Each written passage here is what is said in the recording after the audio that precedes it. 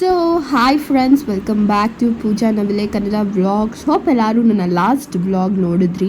ಮಂತ್ರಾಲಯಗೆ ಹೋಗ್ತಾ ಇದ್ದ ಜರ್ನಿ ಮತ್ತು ಮಂತ್ರಾಲಯದು ಸ್ವಲ್ಪ ವಿಡಿಯೋ, ಮತ್ತು ಇವಾಗ ನೆಕ್ಸ್ಟ್ ಡೇ ಇದು ಅದೇ ಮಂತ್ರಾಲಯದು ದರ್ಶನ ಎಲ್ಲ ಮುಗಿಸ್ಕೊಂಡು ನೆಕ್ಸ್ಟು ನಾವು ದೇವಸ್ಥಾನ ಯಾವ್ಯಾವ ದೇವಸ್ಥಾನಕ್ಕೆ ಹೋಗಿದ್ವಿ ಅದನ್ನೆಲ್ಲ ವಿಡಿಯೋ ಕ್ಯಾಪ್ಚರ್ ಮಾಡಿಕೊಂಡೆ.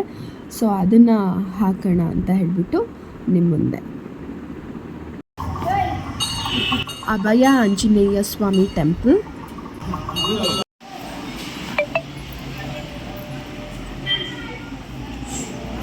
ಓಪನ್ ಅಲ್ಲೇ ಇತ್ತು.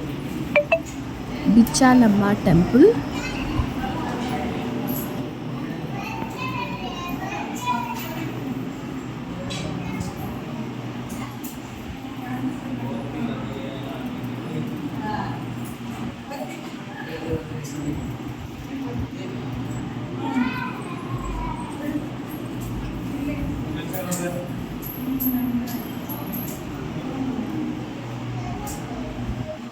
ನೀನು ಹೋಗ್ತಾ ಇದೆಯಾ? ಏನು ಅರ್ಕೆ?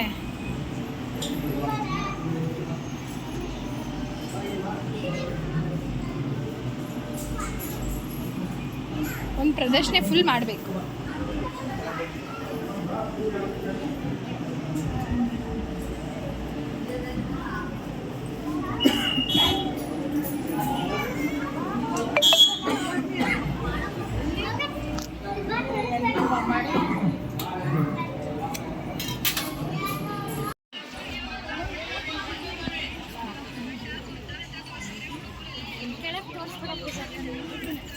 ಇಲ್ಲ,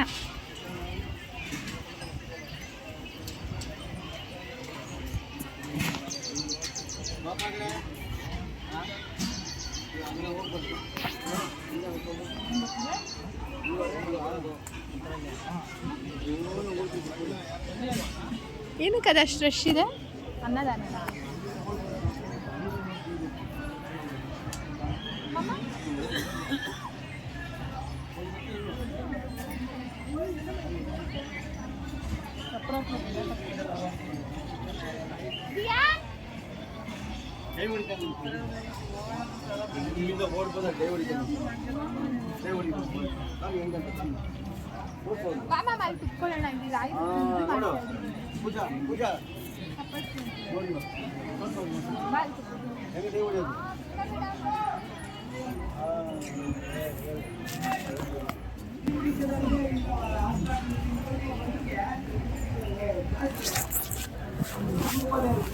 ತುಂಬ ಇಷ್ಟ ಅಂತೆ ಅವ್ರಿಗೆ. ಅಪ್ಪಣ್ಣ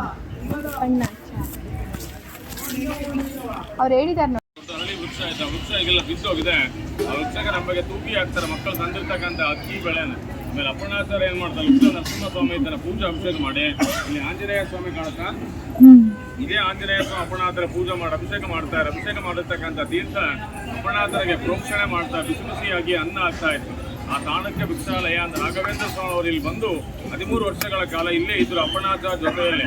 ಆ 13 ವರ್ಷ ಇದ್ದ ಕಾಲದಲ್ಲಿ ಕಾಣ್ತಾ ಇದೆಯಾ, ಈ ಜಾಗದಲ್ಲಿ ಸಾಕ್ಷಾತ್ ರಾಯರ ಕೂತ್ಕೊಂಡ್ಬಿಟ್ಟು 13 ವರ್ಷಗಳ ಕಾಲ ಹೋಮ ಜಪ ತಪ ಮಾಡ್ತಕ್ಕಂಥ ಸ್ಥಳ. ಇದಕ್ಕೊಂದು ಮಾಮೂಲಿ ಜಾಗ ಅನ್ಕೋಬೇಡಿ, ತುಂಬಾ ಜಾಗೃತವಾದ ಸ್ಥಳ ಇದು.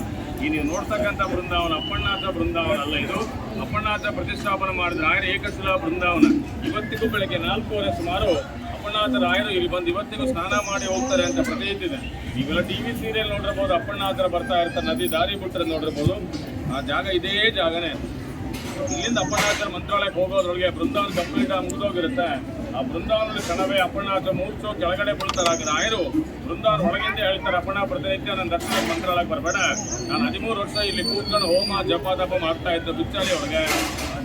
ಬೃಂದಾವನ ಪ್ರತಿಷ್ಠಾಪನೆ ಮಾಡು, ನಿನ್ನ ಜಾಗಕ್ಕೆ ನಾನೇ ಬರ್ತೀನಿ ಅಂತ ಹೇಳಿದಾಗ ತಿರ್ಗಾ ಅಪ್ಪಣ್ಣಾಚಾರ್ಯ ತಿರುಗಿ ಬಂದು ಏಕಶಿಲಾ ಬೃಂದಾವನ ಪ್ರತಿಷ್ಠಾಪನೆ ಮಾಡಿದ್ರೆ ರಾಯರು ಜ್ಯೋತಿ ರೂಪದಲ್ಲಿ ಬಂದು ಅಪ್ಪಣ್ಣಾಚಾರ್ಯ ದರ್ಶನ ಕೊಟ್ಟರು. ತಾಯಿಗೆ ಪ್ರತಿನಿತ್ಯ ಊಟ ಮಾಡೋ ಸಮಯದಲ್ಲಿ ಕಡ್ಲಿ ಬೇಳೆ ಚಟ್ನಿ ಮತ್ತು ಮಸ್ತಿ ಕಡಿಮೆ ಅಂದ್ರೆ ತುಂಬಾ ಇಷ್ಟ. ಅಪ್ಪಣ್ಣಾಚಾರ್ಯ ಕೂತು ರುಬ್ಬುತ್ತಾ ಇದ್ರ, ಇವ್ರ ಒಳಕಲ್ಲು ರುಬ್ಕೊಂಡು ಮೇಲಿದೆ ಹೋಗ್ತಾ ನೋಡ್ಕೊಂಡು ಹೋಗ್ಬೋದು. ನಿಮಗೆ ಇನ್ನೊಂದು ಸ್ಪೆಷಲ್ ಅಂದರೆ ಇಲ್ಲಿ ಅಪ್ಪನಾಥರ ವಂಶಸ್ಥರು ಈಗೂ ಇದ್ದಾರೆ. ಅವರ ಅಷ್ಟೋತ್ತರ ಸದಸ್ಯ ಪ್ರತಿನಿತ್ಯ ಬಂದಂಥ ಭಕ್ತರಿಗೆ ಅನ್ನದಾನ ಮಾಡ್ತಾ ಪ್ರತಿನಿತ್ಯ 1000 ಜನ ಅನ್ನದಾನ ಆಗುತ್ತೆ. ಇಲ್ಲಿ 208 ರೂಪಾಯಿ ಕೊಟ್ಟರೆ ಒಂದಿನ ಬರೀ ಪಂಚಾಮೃತ ಆಗುತ್ತೆ, ಕೊಡುವ ಸಿಕ್ ಕೊಡ್ತಾ ಬಟ್ ಅನ್ನದಾನಕ್ಕೆ ಹೋಗಲ್ಲ. ನಿಮ್ಗೆ ಅನ್ನದಾನ ಮಾಡಿಸ್ಬೇಕಂದ್ರೆ 508 ರೂಪಾಯಿ ಕೊಟ್ಟರೆ ಒಂದಿನ ಆಗುತ್ತೆ.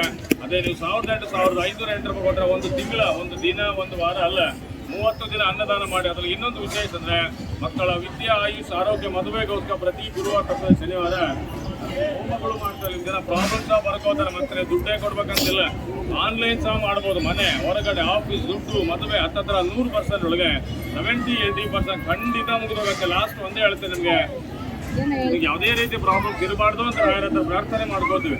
ಇದ್ರೆ ನನಗೆ ಗೊತ್ತಿಲ್ಲ ಅನ್ನೋಕ್ಕೋತಾರೆ ರಾಯರೇ ಗೊತ್ತಿರುತ್ತೆ. ಆಮೇಲೆ ನಿಮ್ಮ ಪ್ರಾಬ್ಲಮ್ಸ್ನ ಬರ್ಕೋತಾರೆ. ಸುಮ್ಮನೆ ನಾನೇನು ಹೇಳಿದೆ ದುಡ್ಡು ಕೊಟ್ಟು ಹೋದ್ರಂತಲ್ಲ, ವಿತಿನ್ 15 ದಿನ 20 ದಿನಕ್ಕೆ ಅದು ರಿಸಲ್ಟ್ ನಿಮಗೆ ಗೊತ್ತಾಗತ್ತಿಲ್ಲ. ಫೋನ್ ಕೂಡ ಮಾಡಿ ಕಾಂಟ್ಯಾಕ್ಟ್ ಮಾಡ್ಬೋದು.